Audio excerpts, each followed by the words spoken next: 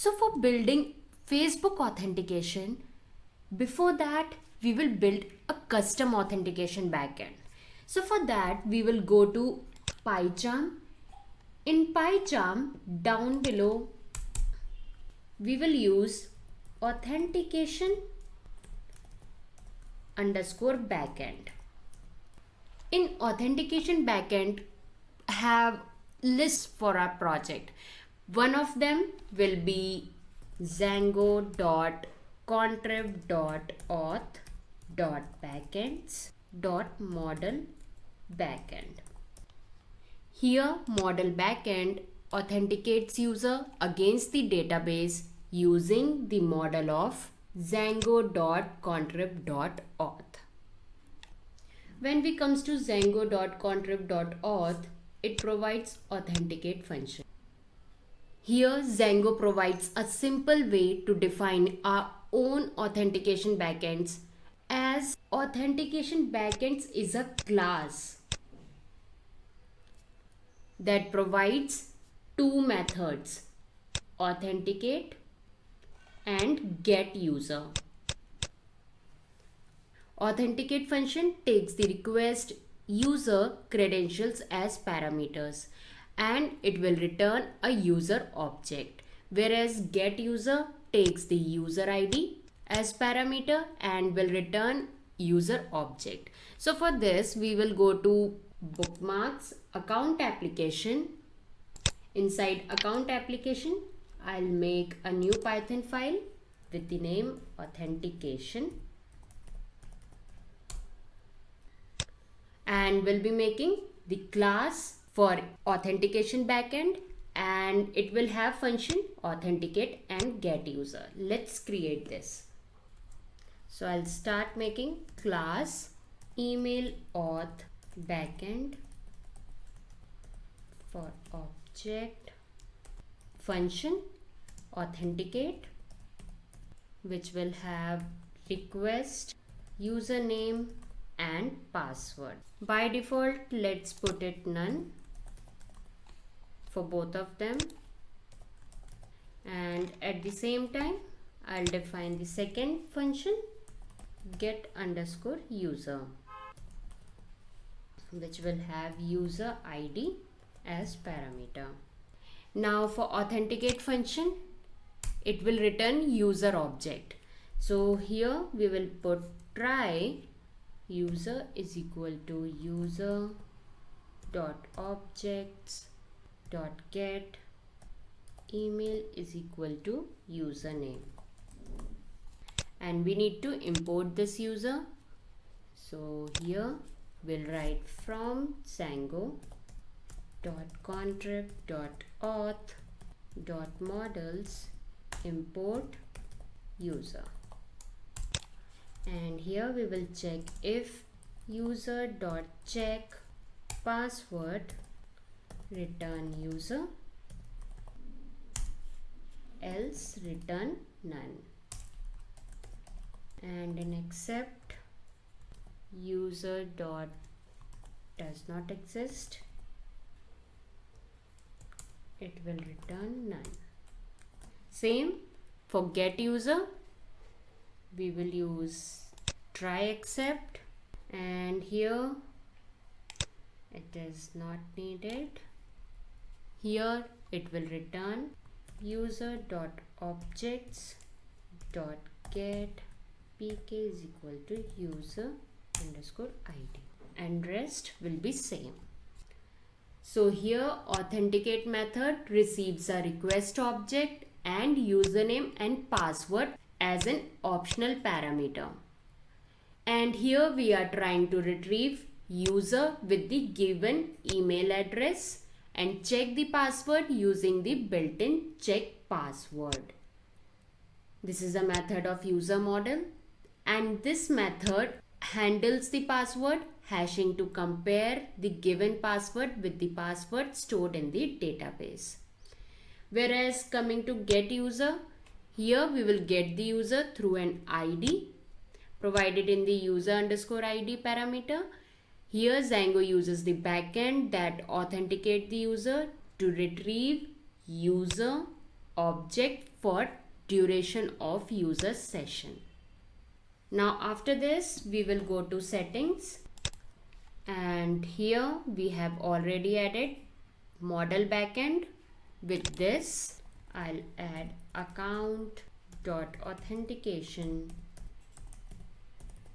dot email auth backend.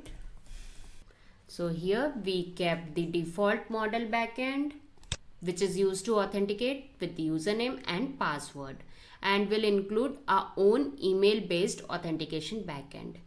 Now for this we will go to browser. Now if I give the username, let's say Ferry03, and my password, and when I log in over here, it will authenticate the user against each of the backends. Now what if I log out and will log in again and will give some random username for which password is any random.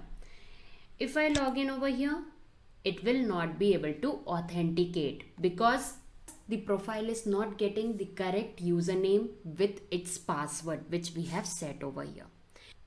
Now we will be adding social authentication to our project.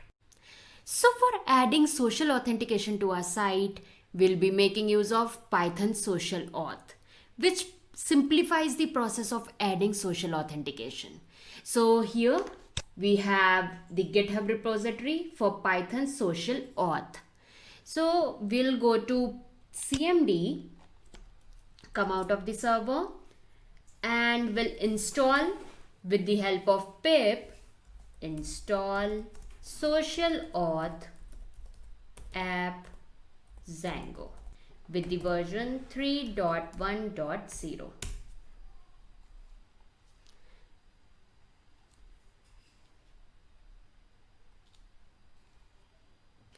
After it's successfully installed, we will include this social Django in settings, within installed apps, within quotes I'll write social underscore Django, comma. Here this is the default application to add Python Social Auth to our Django project.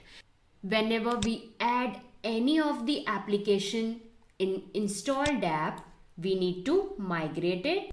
In CMD, I'll write python manage.py migrate, and here all the files are migrated.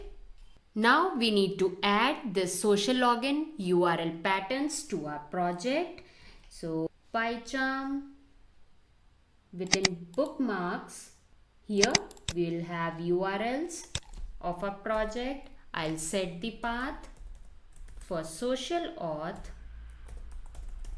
which will include social underscore Django.urls, and namespace will be social. Now after a successful authentication, we will be directing user to localhost. Sometimes some of the social services will not allow to redirect user to localhost. They expect a domain name. So for that we will need a domain. So for Windows, I'll go to C drive, and in C drive I need to go to Windows, System32, drivers, etc, and here we have this host file. So when I open this with the help of Notepad, here we have 127.0.0.1 for localhost. First of all, I'll copy this host folder to a different location, and here I'll open, will copy the same 127.0.0.1. Instead of localhost, I'll give netsetos.org, and here I will save. Now I have host file in my location. Now I need to copy and will take the same file into that location replace the file in that destination. Here I'll continue. Now when I open here with the help of Notepad, here it is there. Here don't try to save directly as it will not take. Now after this, I'll close both of the files. Now I'll go to the browser, but before that I need to run the server. And we'll go to browser. First of all, I need to give my domain name netsetos.org:8000 account login. And here we are. For getting this screen, I have already added my domain name, localhost, and the address of the host in allowed host. Before that it was empty. And if we have the original one, let's see how it will be. Here it will show the error with disallowed host at this address. So for this I need to give 3 of host and will refresh it. So here we have explicitly included localhost and the 127.0.1. This is in order to be able to access our site through localhost, which is the default Django behavior. Up till here, this was the first step. Now for the second step, we need to run the development server through HTTPS. So for HTTPS connection, we need TLS protocol. TLS stands for Transport Layer Security. This protocol is needed for a secure connection. So for this, we need to install Django extension. So I'll go to CMD, come out of the server, and here I need to install with the help of pip install Django extensions 2.2.5. Here it is asking for 2 equal to, and here it is downloading. Here Django extension is a third-party collection of custom extension for Django. Now after this, I need to install Workzeuik, which contains a debugger layer required for this run server plus. So here I'll give pip install Workzeuik equal to 0.16.0. After this, we need to install PyOpenSSL. So I'll write pip install PyOpenSSL. This is required for the TLS functionality of our run server. Here we will give this version 19.0.0.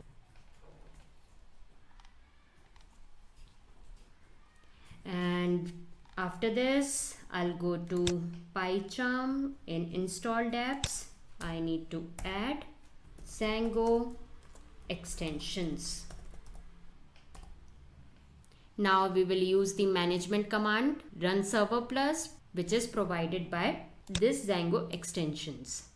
So I'll go to CMD, and here I need to write python manage.py run server plus crt file crt.crt.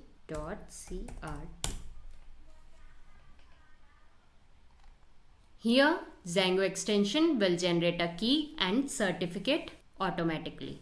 Now I'll go to browser. Instead of this netsetos.org, I'll give https hypertext protocol security : / here it says your connection is not private. Here I'll give https : / and enter here. And here we got login page with the help of this HTTPS. Here we got this not secure, which is showing the security warning, as we are using a self-generated certificate over here.